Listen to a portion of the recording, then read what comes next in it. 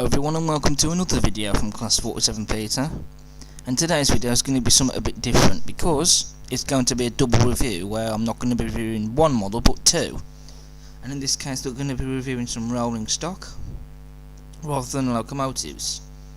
And in this review both wagons are made by Bachmann, and in today's review we're going to be looking at the Bachmann pipe wagon and also the Bachmann tube wagon, which models both came from Hattons, and I showed these off in the update video as a teaser of what was to be expected. But firstly we're going to be reviewing the Bachmann pipe wagon, then after that we'll be reviewing the Bachmann tube wagon, and then both models will be put on the layout and they'll be given a run. So first of all we open the box. So we just open up the box flap and we remove the plastic packaging inside the box, and then we'll just put the box to one side. And firstly we are drawn to the little bag of details, which is something you don't get very often with wagons. It's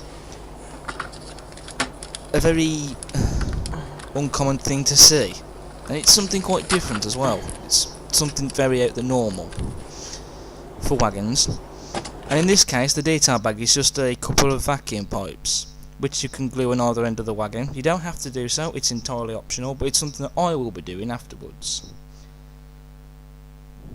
And it certainly is a nice little thing to have. Then we just undo the box flap, lift out the wagon, and we'll remove that piece of cellophane inside the wagon that's just there for extra packaging, and we're now free to have a look at the wagon in detail.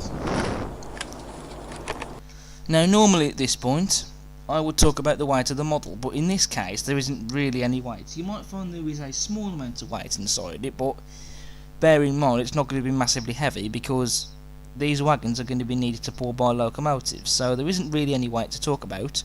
So instead I'll go straight to the detail, and there is plenty of that where that certainly came from on these models. First of all we will talk about the metal wheels which this model is fitted with. Though it's not uncommon to see, because nowadays most wagons and coaches and other rolling stock are fitted with metal wheels, and it's a nice little feature to have because they're much better than the plastic wheels in my opinion.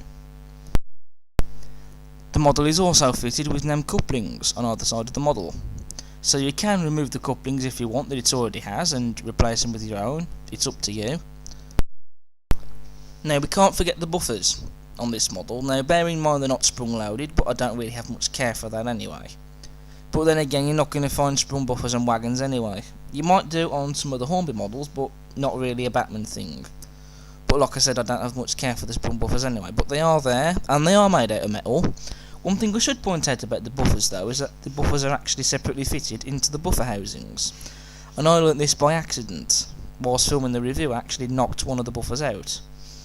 When fitting it back in, however, it has to be glued in, because if you just loosely fit it back in again, it just falls straight out again. But this is something that is to watch out for with these wagons. Not really a major thing, but just be careful of that. On the buffer beam we have a little hole for the vacuum pipes to go into. We also have a coupling hook, and we do have a couple of rivets on there as well, which is a nice bit of detail.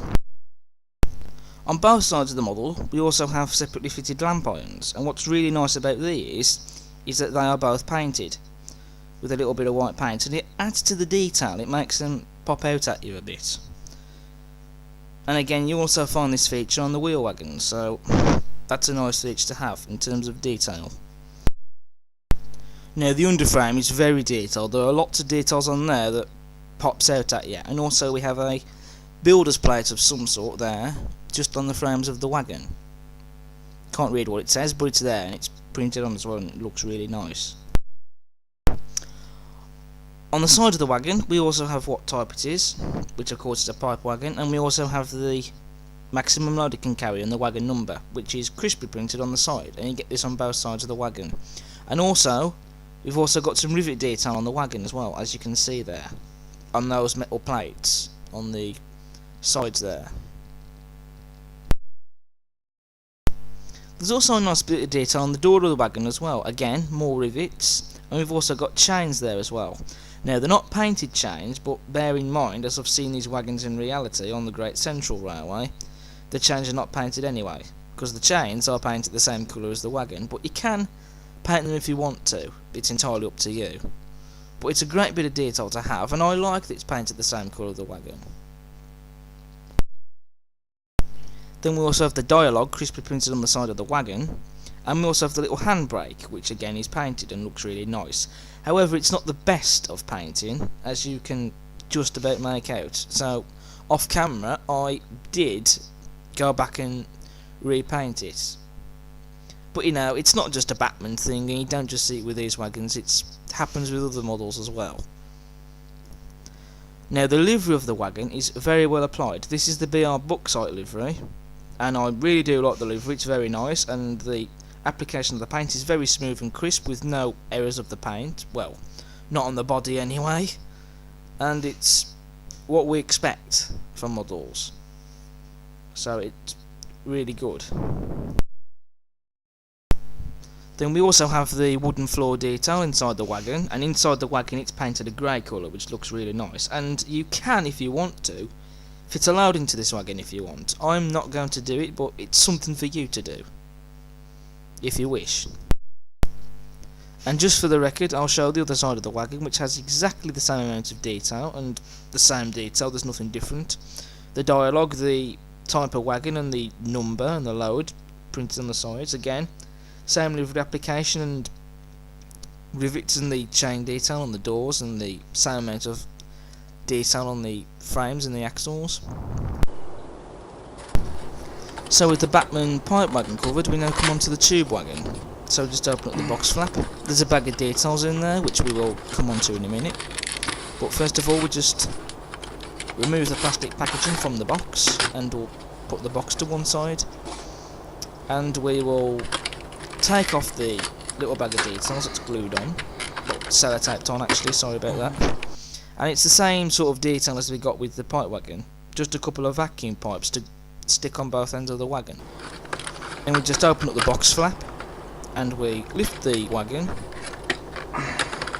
out of the packaging, and we'll remove the packaging to one side, and this now allows us to review the detail of the wagon. Now, this is a similar wagon to the pipe wagon, only in this case the tube wagon has different detail, and it's a longer wagon, and it's used for carrying tubes, as the name implies, as the pipe wagon was used to carry pipes. So again, with the wagon, we'll just go straight into the detail, like we did with the pipe wagon.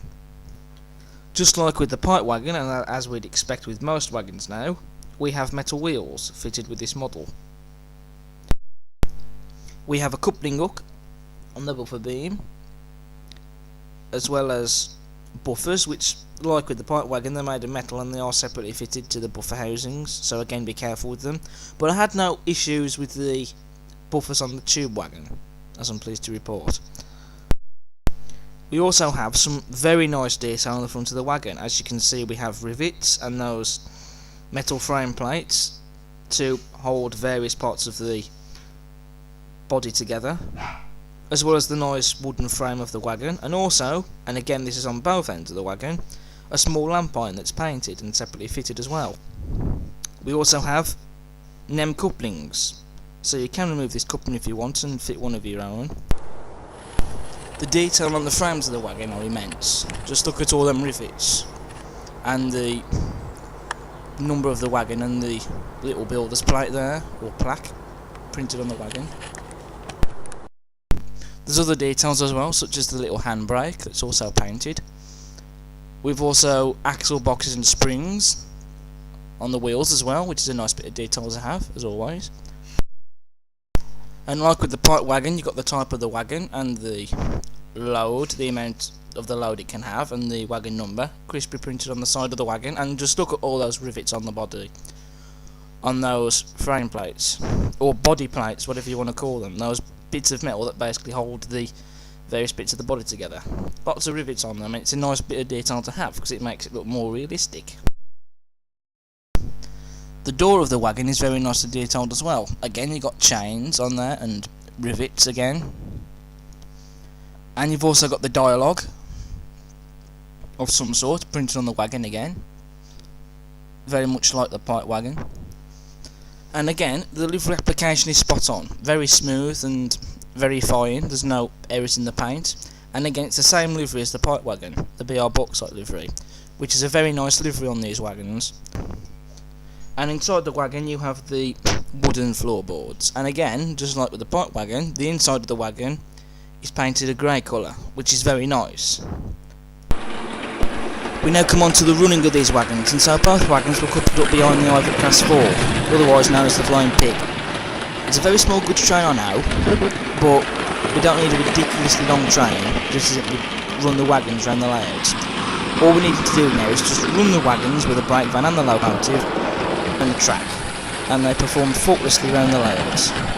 No issues with derailments on bends or straight or otherwise, and they just ran very smoothly around the layout, which is what we expect them to run like when we first receive them.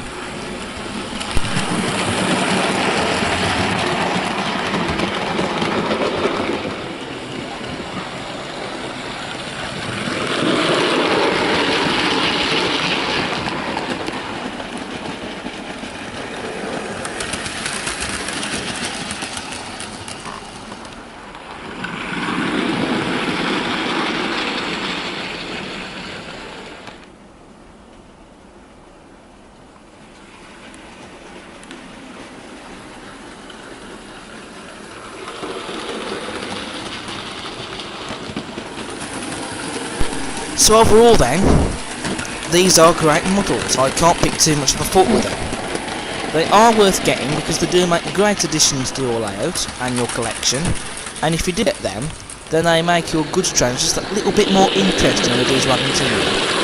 And they are really worth the money, and I'm pleased I've got them.